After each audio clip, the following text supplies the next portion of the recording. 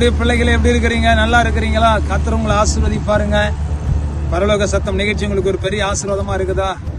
தயவு செய்து எங்களுக்காக ஜெபிங்க.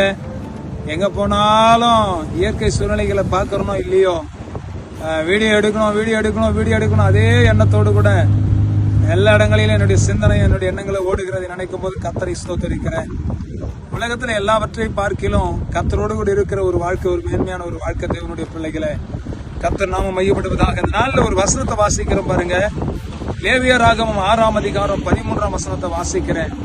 பலிபீடத்தின் மேல் அக்கினி எப்பொழுதும் எரிந்து கொண்டிருக்க வேண்டும், அது ஒருபோதும் அவிழ்ந்து போகலாகாது.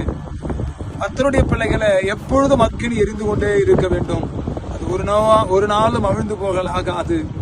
நம்முடைய வாழ்க்கையில கர்த்தருடைய அபிஷேகம் எப்பவுமே எரியணும், அவிழ்ந்து போக கூடாது. ஆண்டவருக்காக அக்கினியாய் பிரகாசிக்கணும், ஆண்டவருக்காக மகிமையாய் வாழணும், கர்த்தருக்காக பிரகாசிக்கிற ஒரு பாத்திரங்களாக வாழணும்.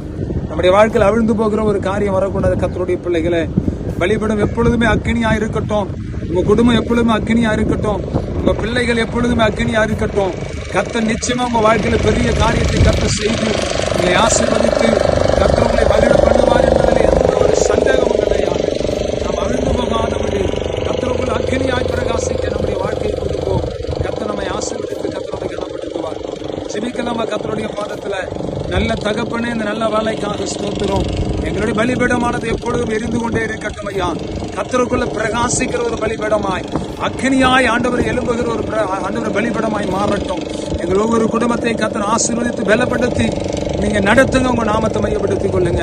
தாழ்த்துகிறோம், உடைய கரத்தில் ஒப்பு கொடுக்கிறோம். அற்புதம் நடக்கட்டும், ஆசீர்வதிய பொறுப்படும். இயேசு கிறிஸ்துவின் நாமத்தினால ஜெபிக்கிறோம் நல்ல பிதாவே. ஆமென், ஆமென், ஆமென். God bless you. கர்த்தர் உங்களை ஆசீர்வதிப்பார்.